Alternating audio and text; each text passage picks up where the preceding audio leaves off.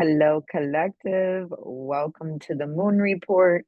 My name is Marlene, and I am happy to be back in this space, lighting a little sage for everybody today because we are talking about a Virgo new moon. And Virgo loves purity, loves to cleanse, loves detoxing. So I thought that we would clear our space here, our sacred moon space that has been a home for, my God, 7 years, 8 years already. And we have shared so many ideas and thoughts and dreams and hopes, and all of it has been brought into this space. So before eclipse season and right after this gnarly Mercury retrograde that we had, I think it's a good idea to start with a nice clearing and to clear this space of any stagnant energies, any lack of movement, any um, thoughts of being stuck or not having a path to move forward in. Because if we have learned anything in the last few years, is that even when the darkest of times are showing their face, there's always a path to move forward. And nothing says get your shit together, get packed, get organized like Virgo. And this is a first of two new moons in Virgo this month. We have one happening Saturday. I believe it's Saturday, the 23rd. Yes. And then we close out Virgo season with another Virgo new moon on the 23rd. So we are really like in this like portal where eclipse season is going to kick off in the full moon in Pisces. And we wouldn't be giving this axiom of Pisces and Virgo any justice if we didn't talk about the nodes. And being that the nodes are in Virgo and Pisces, North Node being in Pisces, South Node being in Virgo. And we're going to get into that and what is being highlighted right now. And it really is about cleaning up house, clean up your house, go into the spaces that you have not wanted to reach into, dust off the cobwebs, don't put off that project, don't leave for tomorrow what you can do today. Get it together. Get it together, human. And in this time of uncertainty, in this time of I'm trying to get it together, and I'm doing my goddamn best around here, and just feeling like we're all scrambling because if it isn't in one area of your life, it's in another. And we're all feeling it. We're all feeling the push and pull, the tugging, the line and being at the brink of chaos and order all the time. Not really being able to put our finger onto what the future holds. It's a time of like really living in the moment. And during this past retrograde in Leo, Mercury went retrograde in Leo for like the past 3 weeks. And um, being on the other side of it is just as bad as being in it, I think. It's been such an elongated kind of retrograde feeling because along with Mercury, we had five other planets in retrograde as well. And those planets like Saturn, you know, Pluto, you know, these are outer planets that really create the big picture shifts. With Mercury, it's more of a personal planet. So we feel it in our personal lives and in our daily lives. And the ruling planet of Virgo is Mercury. So Mercury really is with Virgo highlighting your daily activities. Like it's time to clean up your habits, clean up your thoughts, give your ideas a little review and see if they're still in alignment with who you are and what you want to create. And Virgo likes to get the job done and do it right. But in the shadow aspect of this sign, it's perfectionism and not just, you know, being very stubborn, having a really hard time letting go of control. So, being that the nodes are in Virgo and Pisces, what that highlights for us is where we should be focusing as a collective. The North Node, like our North Star, or, where we're looking towards is Pisces. So it is unfamiliar to us, but the secret sauce is in letting go, allowing yourself to surrender, using mediums that'll allow you to invite creativity and pleasure versus control and perfectionism. If you're going to do a detox, have fun with it. Do one that you enjoy. Don't drink cayenne pepper and maple syrup for 5 days. Okay, like let's evolve, people. Okay, we can detox with food these days. We can have a oh my God, what is it called? The yogic detox. Oh, the Kachari detox, where it's like oils and daily massages, and allow yourself to surrender into what is. There is no amount of pressure, no amount of focus, and no amount of worry that's going to control anything that's going to happen. What you can control is how you respond to it, and if you're going to enjoy the journey or not. By the time you get to the destination, are you going to be in your power, or are you going to be beat up? I had a mentor that would say, you could be powerful or you could be pitiful, but you can't be both. It's your choice. And really, Virgo is kind of like, get on the pot. Let's go. Let's do it.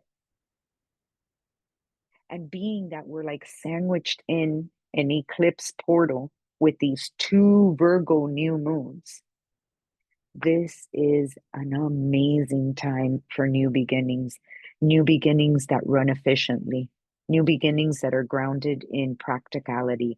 You know what? That's what kept coming to my head all day today. Practical magic, practical magic, practical magic. Practice in the type of magic that is grounded, that is grounded. Use the earth to practice your magic right now. And it is a great time to put some intentions, to bury them, to alchemize them right before this eclipse portal comes in. So now let's talk about eclipse that's being kicked off, because I feel like eclipse season is being kicked off by this new moon, and really asking you to be like, hey, whatever's going to happen is going to happen. We're not gonna control it. We're not gonna like lose our shit. We're going to self-care. We're going to declutter. We're gonna make room for the new. We're gonna embrace the change. This is where the secret sauce is. Because to tell you the truth, there is so much transformation, delusion, illusion, death, like so much going on. The noise is so loud that you're better off just letting it unravel. You're not going to imagine it better than what the universe has in store for you. Trust me. You have limited vision right now. Everything is fucking distorting your vision. So, and there's nothing we can do about it. The information is coming from everywhere at all times, all at the same time.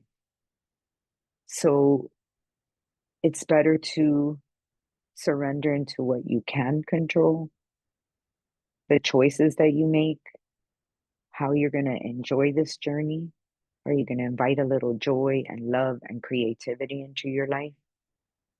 Spend time with friends, explore new things, new boundaries, be innovative. There's so much that can come out of a really, really tight situation. And I feel like we are coming off of that kind of, you know, really chaotic feeling into like this portal right now. And I don't want you guys to be afraid. You're going to hear a lot of misinformation about eclipses and all of this stuff. And, it's a time where it's a faded time. It's a time where there will be something different on the other side of this portal, but it doesn't have to be bad. And I've had a lot of friends and like um, you know, sisters that have expressed this fear about, oh, I don't feel stable now. So how am I going to go through an eclipse season? Like I don't think I can handle any more change.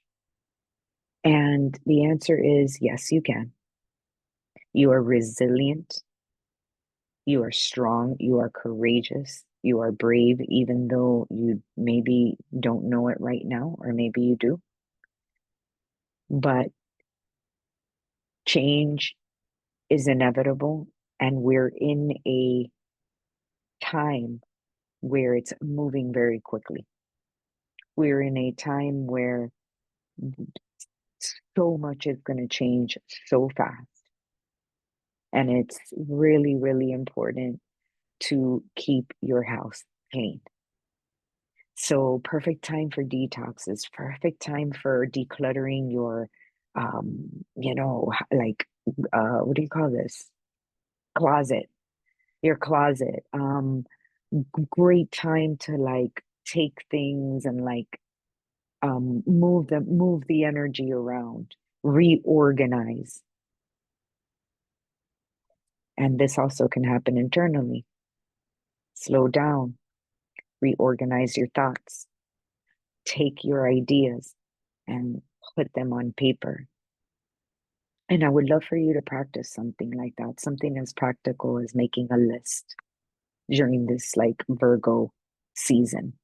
Make a list of either things that you're going to do in the fall, things that you want to complete by the end of the year. Go over your goals list at the beginning of the year and see what you've accomplished and see what you want to chuck and see what you want to move forward with.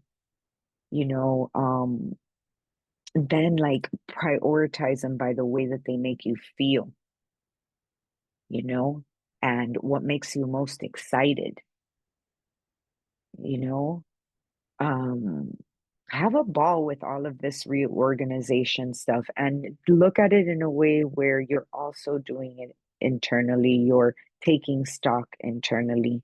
You're, maybe deciding to do some self-care, that you can focus on. um Movement, move your body. Virgo rules the body and the daily activities. and the habits. So maybe it's time to go through your habits and be like, hey, it's time to change. It's time to get ready.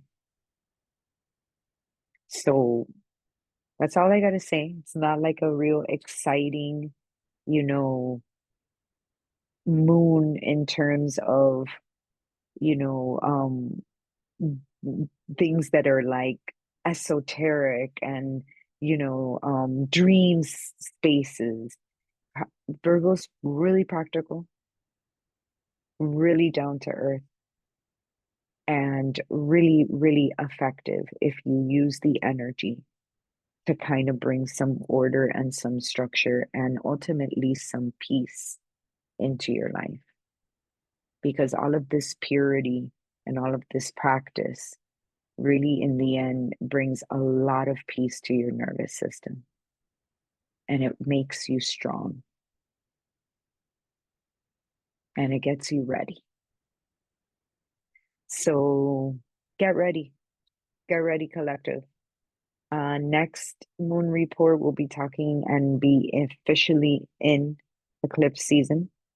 So look out for that because it'll be a really, really good report as to how to get through these nodes. And I'm thinking of maybe doing like either a visualization or a guided meditation of some sort to like continue to allow us and promote this surrender and letting go during a time where, you know, you don't want to let go of a thing and you want to control everything. And every day it's a new thing that comes externally,